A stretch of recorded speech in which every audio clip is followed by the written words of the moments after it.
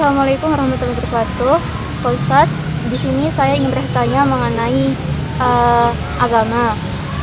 Sebelumnya dia seorang muslim, kemudian dia murtad, namun dia kembali lagi ke muslim. Bagaimana hukumnya itu? Mungkin itu saja. Wassalamualaikum warahmatullahi wabarakatuh. Waalaikumsalam warahmatullahi wabarakatuh. Rabbana la tuzigh qulubana ba'da idh hadaitana wa hab lana min ladunka rahmah innaka antal wahhab. Doa yang senantiasa kita panjatkan dan telah diajarkan oleh baginda Rasulullah SAW. Ya Allah, janganlah Engkau la tuzigh qulubana, jangan Engkau goyahkan hati kami, iman kami, ba'da idh hadaitana, setelah Engkau menghidayahi kami. Jadi tanpa hidayah dari Allah, kita tidak akan menikmati betapa indahnya agama yang maha benar ini. Karena itu kecerdasan apapun tidak menjamin, hanya hidayah dari Allah Subhanahu wa Ta'ala yang kita harapkan. Karena itu selalu kita memohon kepada Allah agar senantiasa Allah menjaga hidayahnya kepada kita. Senantiasa juga kita bersyukur atas hidayah yang diberikan kepada kita. Karena la in syakartum la azidannakum. Kalau kita syukuri nikmat Allah yang luar biasa, yaitu nikmat iman, nikmat Islam ini, insya Allah Allah akan meningkatkan keimanan dan keislaman itu dalam atau pada diri kita.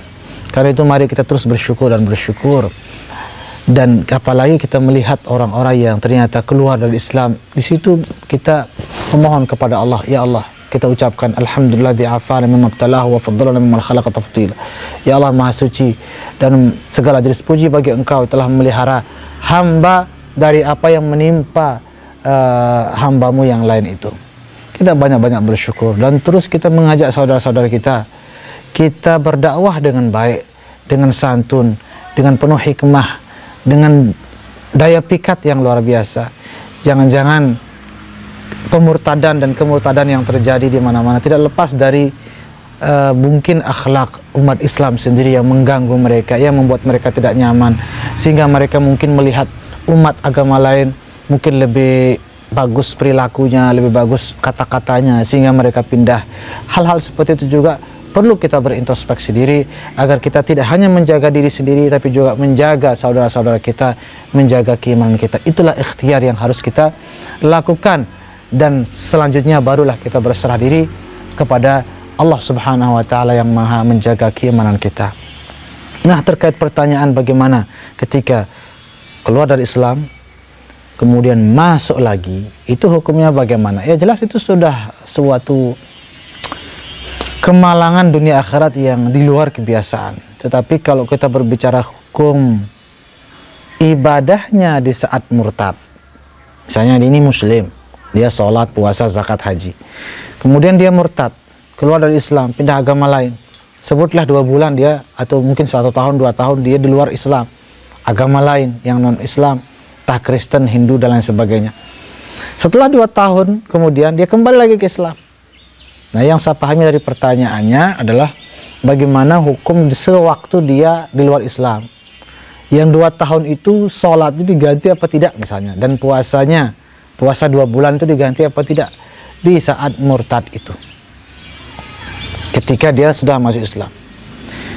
Di sini juga ada perbedaan ulama yang alhasil karena terbatas waktu, kalau kita sebutkan argumen-argumen dalil-dalilnya mungkin tidak cukup waktu.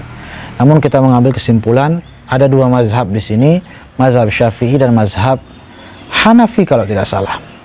Dan mazhab-mazhab lainnya juga ada. Namun mazhab kita sebagai mazhab sebagai umat mazhab Syafi'i yang menganut mazhab Syafi'i dan semua mazhab benar, Imam Syafi'i mengatakan wajib diqadha. Wajib diqadha sewaktu dia murtad, keluar dari Islam, apabila sebelumnya dia sudah menjadi muslim. Apabila dia muslim, kemudian murtad, kemudian muslim lagi, nah di saat murtad yang di tengah-tengah ini wajib diqadha puasanya, salatnya dan lain sebagainya. Itu menurut mazhab Syafi'i. Sedangkan menurut mazhab Hanafi tidak. Menurut mazhab Hanafi tidak, dengan berbagai alasan, antara lain karena al-iman yajubu ma qablah. Karena ketika orang sudah memasuki Islam, mengucapkan syahadat, yang mana sebelumnya dia belum memasuki agama Islam, maka dia keimanan dan keislamannya itu menggugurkan, menghapus semua dosa-dosa atau kekufuran yang lalu. Kalau sudah kekufuran sudah terhapus, maka dan kesyirikannya terhapus, otomatis segala dosa yang di bawahnya, karena kan tidak ada yang lebih berat dari syirik ya, maka segala dosa di bawahnya juga menjadi terhapus. Wallahu ta'ala a'la wa a'lam. Mudah-mudahan Allah subhanahu wa ta'ala menjaga keimanan kita semua. Amin ya Allah ya rabbal alamin.